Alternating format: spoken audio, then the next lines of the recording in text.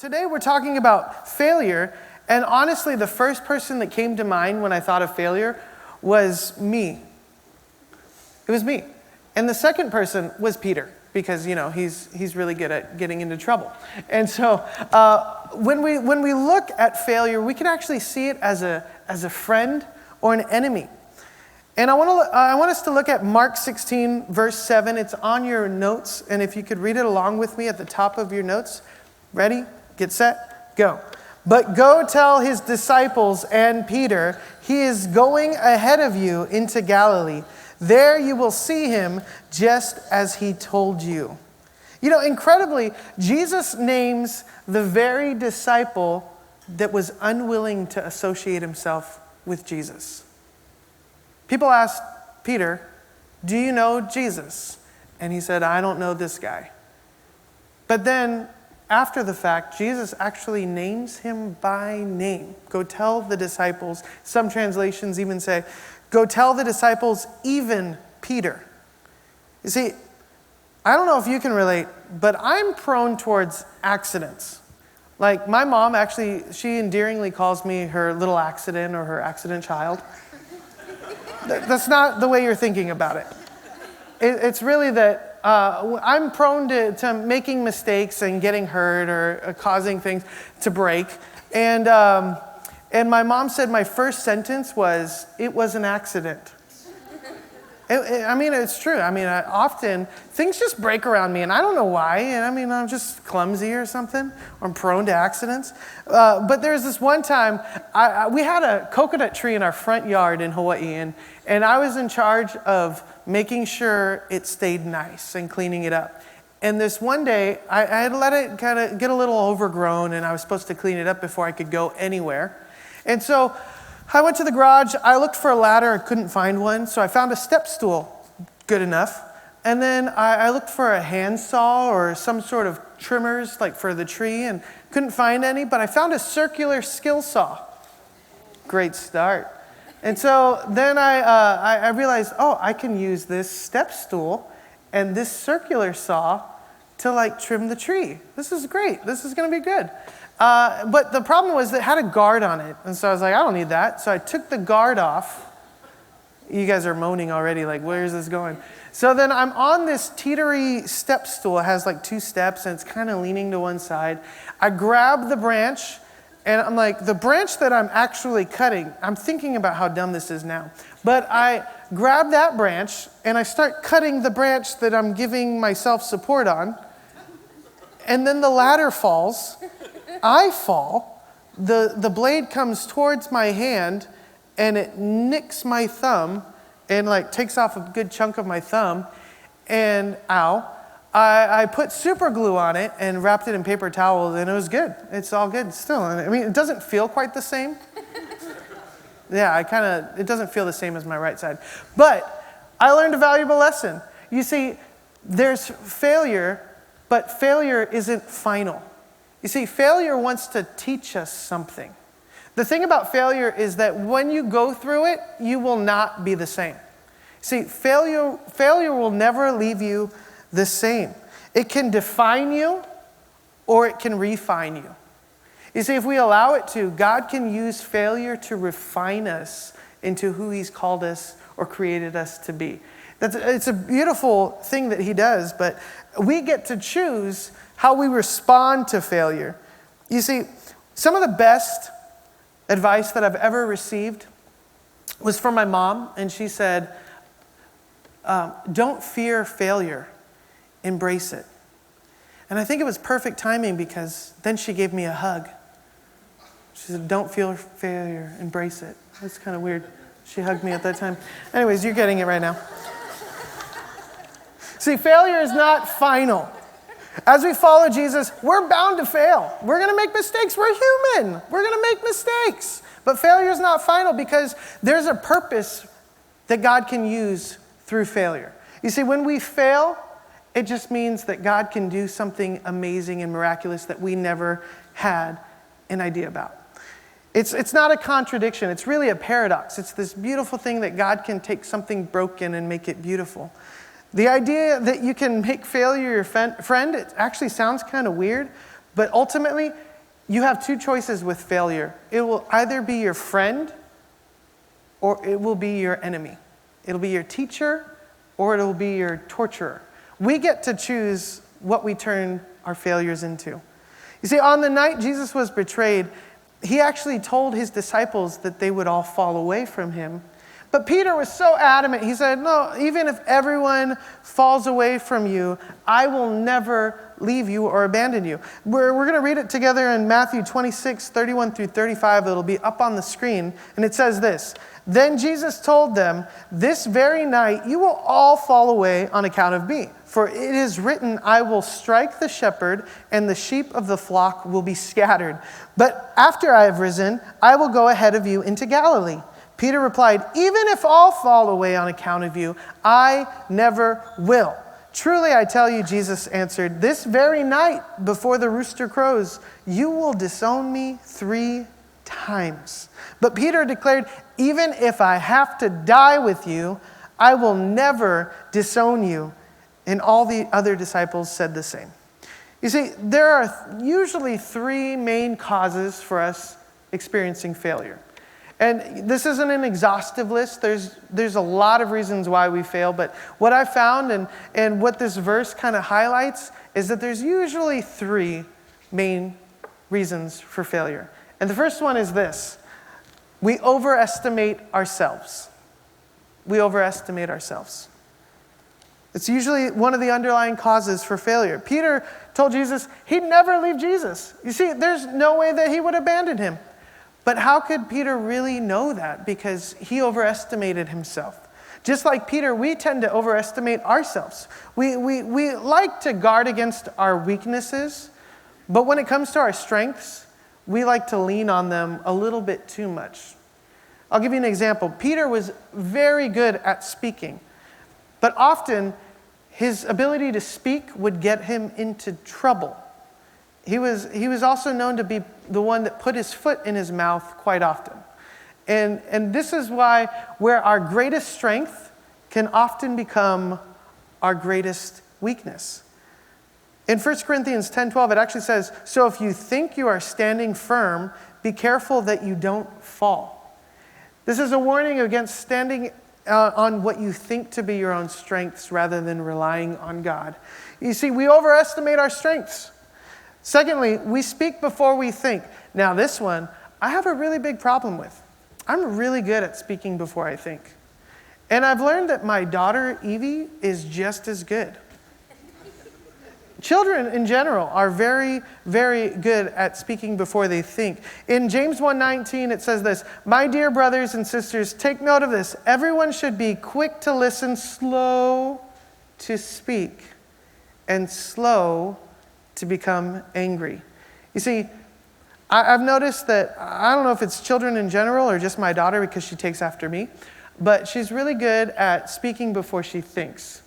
Have you ever been to Costco and you know when you're leaving the store, they like to check your receipt to make sure you're not stealing anything?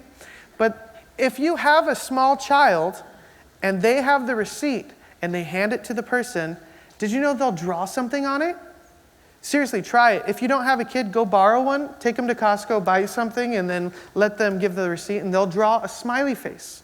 Well, this one time, Evie asked the lady, what is this?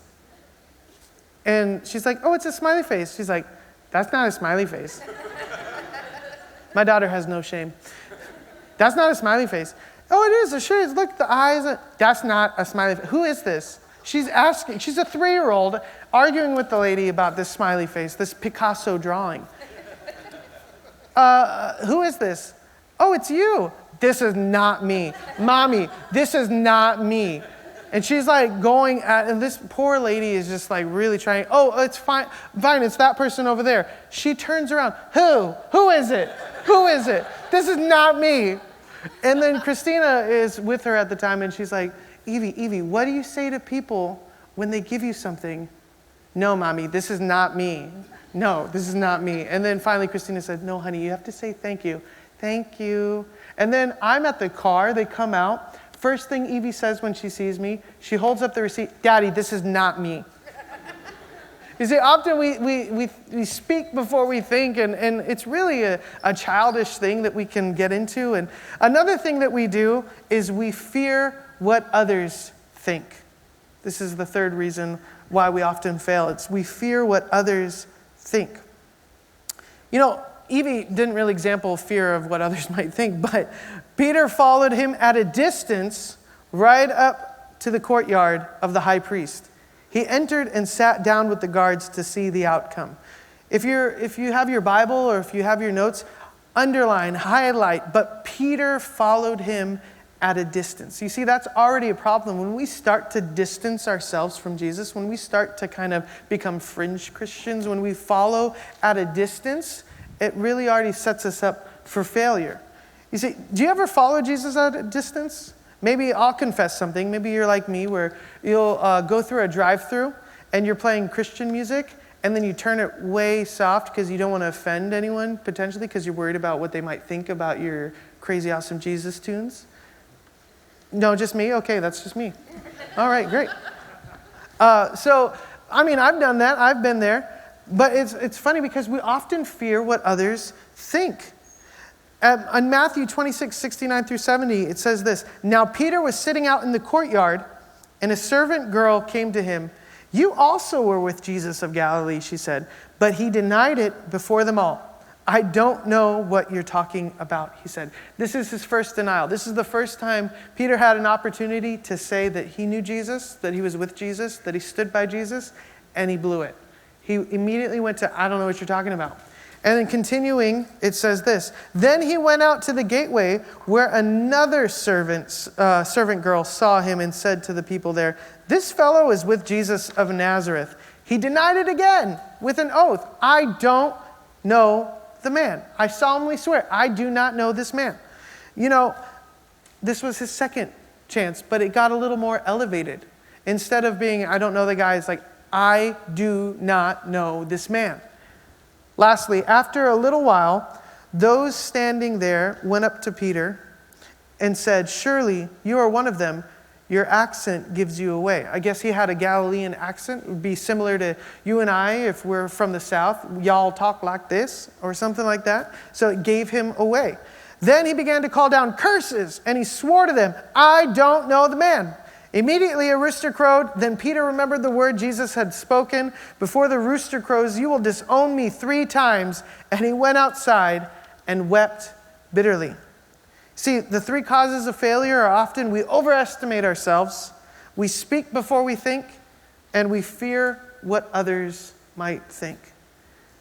So how do we work beyond failure? Because failure honestly is inevitable. We will go through failures. We will go through mistakes. But what do we do to work beyond the failure? You know, I truly believe that children are just so adept at learning things because they have a greater capacity to work through failure. You know, I love watching my daughters learn new things. And I notice that it often takes them many, many, many tries. Right? And until they finally start to get the rhythm, start to get the cadence, or even learning to walk. Take it for an example. They go from a stable, kind of wobbly position, and then they have to like kind of take a step with unstable, and then they go back to stable, right? And now they're walking. You see, in that moment, when they go from stable to unstable to stable again, there's a moment of vulnerability. Do you see it? When they go into this mode, they're vulnerable. And that's why they're able to learn so well, because they're willing to be vulnerable.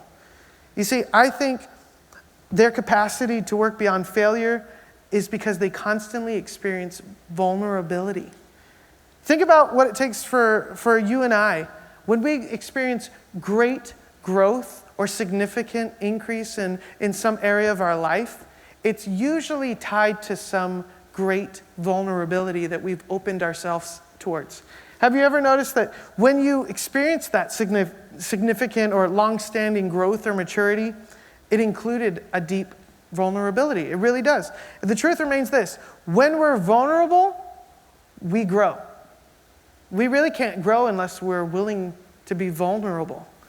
My greatest fear, it's not failure. It's really not failure. My greatest fear isn't even rejection. It's really the shame associated with the failure. You see, guilt says, I failed, but shame says, I'm a failure. It's a very big difference. When we attach ourselves and our identity towards our failure, it becomes shame, and we label ourselves as failures rather than saying, I failed. There's a significant difference. You know, there was this one time when I was a student here at New Hope Christian College, and we had to maintain a certain GPA in order to receive a scholarship. And I had this wonderful scholarship that allowed me to attend here at a very good rate. And I dipped below the minimum GPA. And so they put me on academic probation and said I had 1 semester to catch up and bring my GPA back up. But in the meantime, they were taking away half of my scholarship, kind of to incentivize, put skin in the game. You need to really take this seriously. Well, so I had to take out a student loan to cover the half that I was now missing. And then I didn't take it seriously. I'll be honest. I failed. And guess what? I lost my scholarship entirely. See, the lesson that I was needing to learn was what failure had to teach me. It was that you need to take seriously the things that God has asked you to do, and you need to follow through on the commitments that you've made. Otherwise, there are consequences. And today, it still kind of feels a little bit shameful to relay that I failed a semester of college, and I lost my scholarship. And even recently is when I made my final payment on the student loan that I had to pull out. I know, you're clapping for my failure. Thank you. But honestly, it was God was trying to teach me something, and I needed to learn it through my friend failure. When I lost my scholarship, the following semester, I worked my butt off to get it back up, and I got a 4.0, and they were able to give me back my scholarship. Now, had I not seen failure as my teacher in that moment, had I not accepted it for what it was, and had I not worked to correct the mistake, man, I probably wouldn't be here today. I really wouldn't. And I'm grateful that Pastor Wayne took away my scholarship. He really did. He was the one. But I'm grateful that he had the courage to really lay down the law, if you will, or really to say there are consequences when we don't heed smaller failures. They turn into bigger failures. And so we need to be able to work beyond our failures. Shame, it's really a great unspoken pandemic. I think we all experience shame in one way or another what shame says is you're unworthy of connection in deep, meaningful relationships. It's telling you, it's whispering that, man, if they really knew who I was at my core, would they accept me? Would they reject me? Like, I don't feel worthy of being accepted. I don't feel worthy of being loved. And that's the challenge. That's the problem with shame. We need to understand that the greater lesson of failure is not to experience shame. It's to experience what failure is trying to teach us in spite of our shame. It's to say, I failed, but I'm not a failure. Turn to your neighbor and say, you're not a failure. You see, do you believe Peter felt shame? I'm certain he felt shamed. I'm certain he felt a myriad of emotions. You see, it says that he went out and wept bitterly. So you better believe he was emotional in that moment. He probably felt all sorts of emotions when he failed. But what you might be experiencing this morning or this year, it could be a loss of a business. It could be the death of a marriage. It could be the death of a loved one. It could be a significant loss or failure that you don't know how to recover from. But can I encourage you that there's still hope, because failure is not final. And honestly, we can feel pain in these moments. We can feel weak, and we can feel hopeless but know that that's not the end. Know that God still has a purpose and a plan. And even if we weep bitterly, God still has a purpose for us. And in Psalm 51, it actually says that our tears, our sorrow, our brokenness can be offered as a sacrifice. It says this, "My sacrifice, O God, is a broken spirit, a broken and contrite heart. You, God, will not despise." Failure is emotional. It really brings up a lot of emotions. And our second point is this, if you're taking notes, learn how to grieve. Learn how to grieve. You see, in Matthew 26:75, it said, "Then Peter remembered the word Jesus had spoken, 'Before the rooster crows, you will disown me 3 times.' And he went outside and he wept bitterly." You see, when there's usually a significant failure, it's attached with significant grief. When we experience grief or when we experience failure, it's akin to experiencing loss. And we have to grieve. We have to learn how to grieve. And I want to look at 3 ways to process grief. And the first one is really difficult, but really simple. It's this: grieve. You see, when you're learning to process grief, you need to grieve. You need to grieve. And often there's 5 stages of grief. Experts say the first one is stage 1, which is denial. Now, this is one area that Peter was really good at. He knew how to deny. And so his stage 1, he was already set on that. Stage 2, anger. Stage 3, bargaining. Stage 4, depression. And then finally, stage 5, acceptance. Now, we need to learn how to grieve, but what we don't realize is how long it will take. You know, we don't know the timeline that our grief will take us through. And on average, it takes people 7 to 14 months to go through these 5 stages. That's a long time. And the more significant the failure or the hurt, the longer it will take.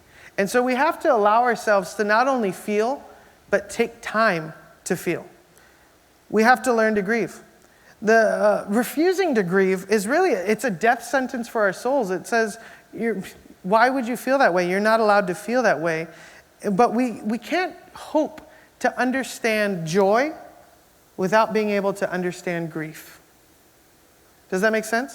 Because you cannot numb feelings of despair and grief and brokenness without also numbing feelings of joy and happiness and gladness.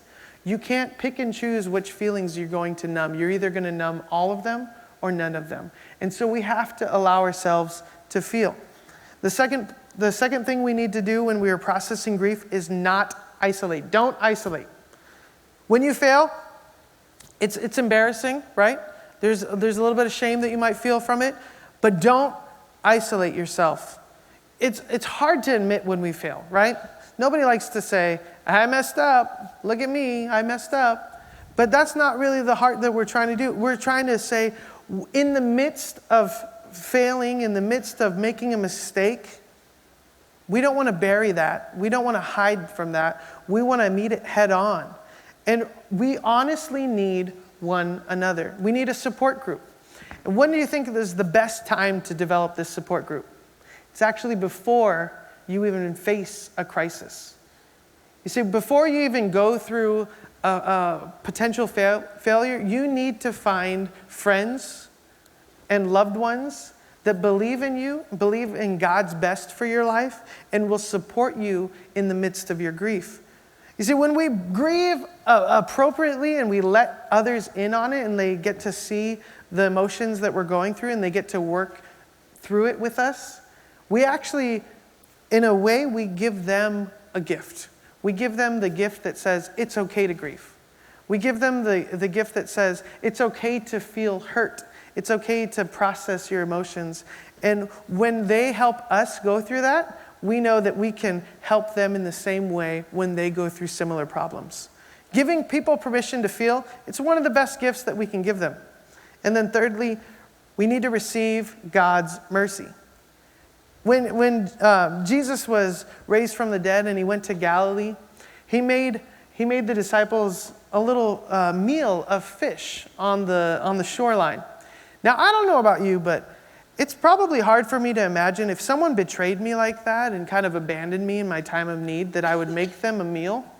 And if I did, there might be a little bit of spit in it. I don't know. I mean, I would have been, Peter should have been questioning whether or not he's going to eat this fish. But honestly, that's who Jesus is. Even when he experiences betrayal, he loves still. Even when he gets abandoned, he loves still, and he provides still. You see, Peter came up to the shore, and it says this: when they had finished eating, Jesus said to Simon Peter, "Simon, son of John, do you love me more than these?" "Yes, Lord," he said. "You know that I love you." Jesus said, "Feed my lambs." Again, Jesus said, "Simon, son of John, do you love me?" He answered, "Yes, Lord, you know that I love you." Jesus said, "Take care of my sheep." The third time he said to him, "Simon, son of John, do you love me?" Peter was hurt because Jesus asked him the third time, "Do you love me?" He said, "Lord, you know all things. You know that I love you." Jesus said, "Feed my sheep." You see, Peter denied Jesus 3 times, so Jesus restored Peter with 3 questions. Do you love me? You see, Jesus is merciful and offers restoration from our failures. What makes this moment even more significant is Jesus already knew that Peter would fail before he even failed. Jesus already knew that he was going to mess up. You see, Peter faced a crisis. In the word crisis in the Greek actually means to sift. It means to shake or stir things up. And it says this in Luke 22:31-32.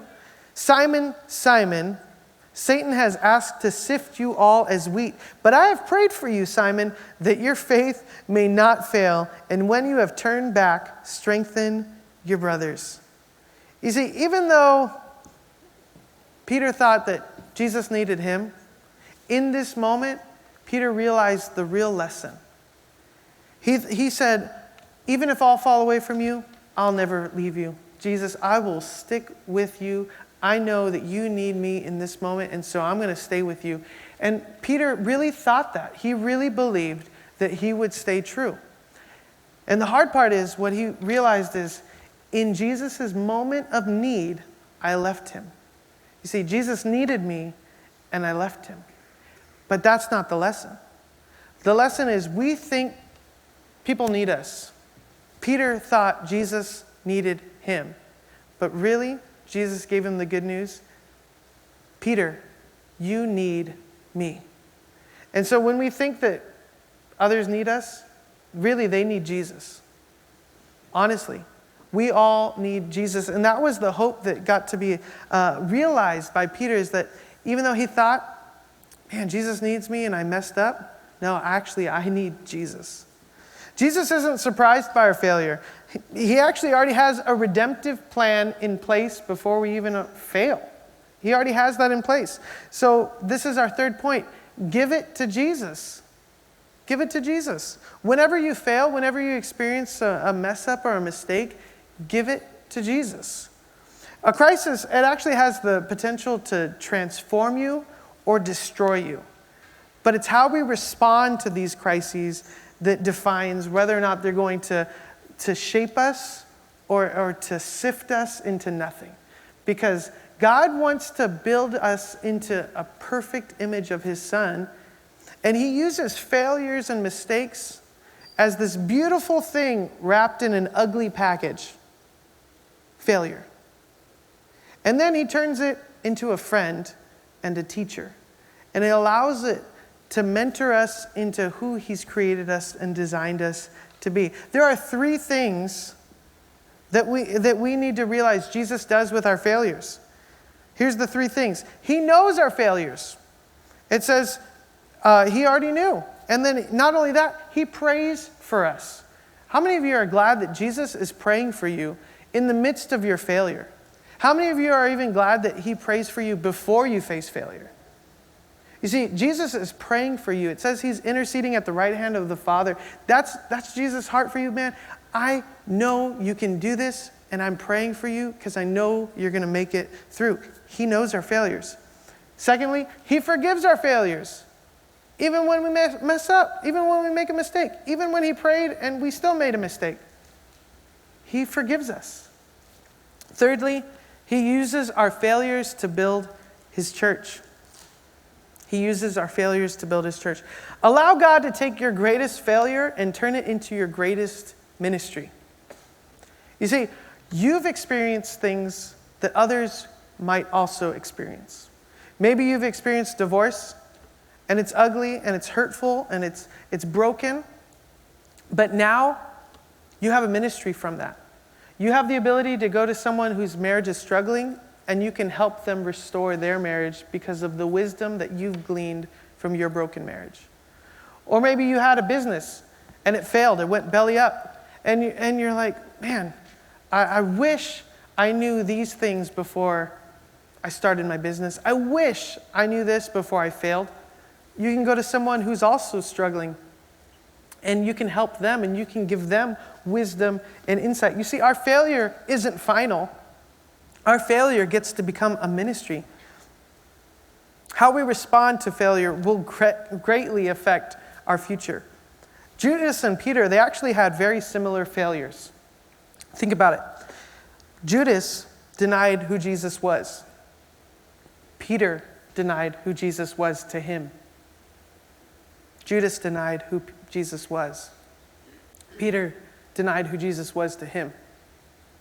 And in that moment, when Peter betrayed Jesus, I'm sure he felt broken. I'm sure he felt guilt. I'm sure he felt shame. But he didn't allow it to end there because he thought that God could redeem even that. You see, Peter responded well.